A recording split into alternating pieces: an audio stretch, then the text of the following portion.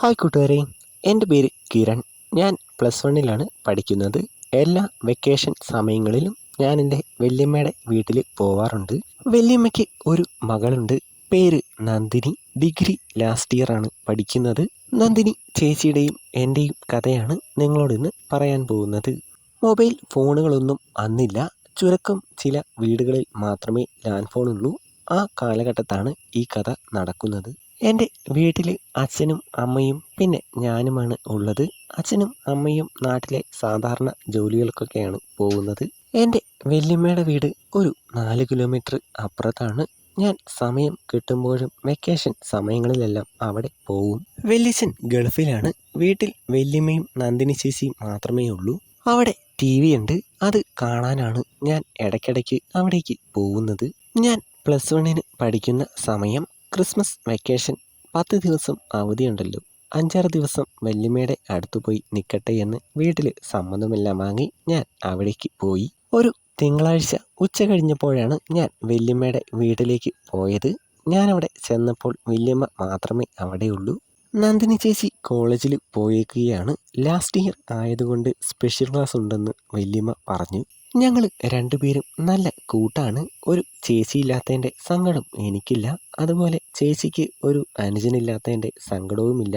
ഞങ്ങൾ അതുപോലെയാണ്. വല്യമ്മ എനിക്ക് കുറേ പലഹാരങ്ങളൊക്കെ ഉണ്ടാക്കി തന്നു. ഞാൻ അതും കഴിച്ച് TVയും കണ്ട് ഇരിക്കുകയാണ്. ഒരു 5:30 ആയപ്പോഴേക്കും നന്ദിനി ചേച്ചി വന്നു. എടാ, നീ എപ്പോഴാണ് വന്നത്? സമയം ഒരുപാട് വൈകിയല്ലോ. ഇനി എങ്ങനെ തിരിച്ചു പോകും? ഞാനിന്ന് പോകുന്നില്ല. ഞങ്ങൾക്ക് സ്കൂള് അവധിയാണ്. 5-6 ദിവസം കഴിഞ്ഞ് പോകുന്നുള്ളൂ. ഞാനത് പറഞ്ഞതും ചേച്ചിയുടെ മുഖത്തെ ചിരി പെട്ടെന്ന് മാറി. ഞാനത് ഓർത്തില്ല. നീ ഇരിക്ക്, ചേച്ചി ഇപ്പോൾ വരാം എന്ന് പറഞ്ഞ് അകത്തേക്ക് കയറിപ്പോയി. കുറച്ച് കഴിഞ്ഞപ്പോൾ ചേച്ചി വന്നു. ഞങ്ങൾ വർത്തമാനമൊക്കെ പറഞ്ഞ് TV കണ്ടിരുന്നു. അന്ന് രാത്രിയിൽ 8:30 ആയപ്പോൾ ഞങ്ങൾ 3 പേരും ഒന്നിച്ചിരുന്ന് ഭക്ഷണമൊക്കെ കഴിച്ചു. രാത്രിയിൽ കുറേ നേരം TV കണ്ടിരിക്കാം എന്ന് ഞാൻ വിചാരിച്ചതാണ്. പക്ഷേ ഒരു 9 മണിയൊക്കെ ആയപ്പോൾ കറണ്ട് പോയി. 10 മണി വരെ ഞങ്ങൾ 3 പേരും ഓരോന്നൊക്കെ സംസാരിച്ചുകൊണ്ടിരുന്നു. അതുവരെ കറണ്ട് വന്നില്ല. ഇന്നിനി വരുമെന്ന് തോന്നുന്നില്ല. നമുക്ക് ഉറങ്ങാം എന്ന് വല്യമ്മ പറഞ്ഞു. അവിടെ 2 റൂമുകളാണ് ഉള്ളത്. ഒരു ചെറുതും ഒരു വലുതും. വലിയമ്മ ചെറിയ റൂമിലാണ് ഉറങ്ങുന്നത്. അവിടെ ഒരു കട്ടിലേ ഉള്ളൂ. വലിയ റൂമിലാണ് നന്ദിനി ചേച്ചി ഉറങ്ങുന്നത്.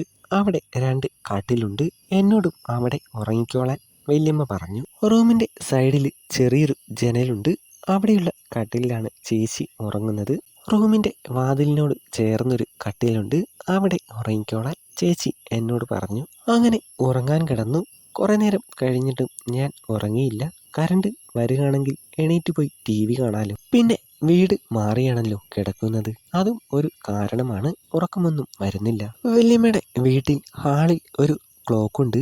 ഓരോ മണിക്കൂർ കൂടുമ്പോഴും അതിൽ മണിയടിക്കും. 2 പ്രാവശ്യം അതിൽ മണിയടിക്കുന്ന സൗണ്ട് ഞാൻ കേട്ടു. 12 മണി കഴിഞ്ഞിട്ടുണ്ട്. ഇനി കറണ്ടൊന്നും വരില്ല. ഉറങ്ങിയേക്കാം. ഞാൻ കണ്ണടച്ച് കിടന്നു. അപ്പോഴാണ് റൂമിൻ്റെ ജനലിൻ്റെ അവിടെ തട്ടുന്ന പോലെ എന്തോ ഒരു സൗണ്ട് കേൾക്കുന്നത്. കാറ്റടിച്ചപ്പോൾ അവിടെ നിൽക്കുന്ന മരത്തിൻ്റെ ഏതെങ്കിലും കമ്പ് വന്ന് മുട്ടിയതാവും എന്ന് കുറച്ച് കഴിഞ്ഞപ്പോൾ വീണ്ടും അതേ സൗണ്ട് തന്നെ കേട്ടു. ജനൽ പതിയെ തുറന്നു. മിണ്ടരുത്, ചെറിയമ്മയുടെ മകൻ വന്നിട്ടുണ്ട്, ചേച്ചി പതിയെ പറയുന്നത് കേട്ടു. പിന്നെ ശബ്ദമൊന്നും കേൾക്കുന്നില്ല. ഞാൻ ശ്രദ്ധിച്ചങ്ങനെ കിടന്നു. മിഠായിയുടെ കവറ് കീറുമ്പോഴുള്ള ഒരു സൗണ്ടില്ലേ, പിന്നെ അതാണ് കേട്ടത്. കുറച്ച് കഴിഞ്ഞപ്പോൾ ഭക്ഷണം കഴിക്കുമ്പോൾ ഉണ്ടാകുന്ന പോലെയുള്ള എന്തൊക്കെയോ സൗണ്ടുകൾ. അത് കുറച്ചു നേരം നീണ്ടു നിന്നു. പിന്നെ ചേച്ചി മുറ്റത്തേക്ക് തുപ്പുന്ന സൗണ്ടാണ് കേൾക്കുന്നത്. പിന്നെ ജനൽ അടച്ചു. പിറ്റേ ദിവസം എണീറ്റതേ ഞാൻ വീടിൻ്റെ പുറകുവശത്ത് ജനലിൻ്റെ ആ സൈഡിലേക്ക് പോയി. മുട്ടായിയുടെ കവർ അവിടെ കിടപ്പുണ്ട്. അതിൻ്റെ അടുത്ത് തന്നെ കഞ്ഞിവെള്ളം വീണതുപോലെ എന്തോ കിടപ്പുണ്ട്. കൂട്ടുകാരെ, ഈ കഥയുടെ ബാക്കി അടുത്ത വീഡിയോയിൽ ഇടുന്നതാണ്. വീഡിയോ മിസ്സാവാതിരിക്കാൻ എല്ലാവരും ചാനൽ സബ്സ്ക്രൈബ് ചെയ്യണം.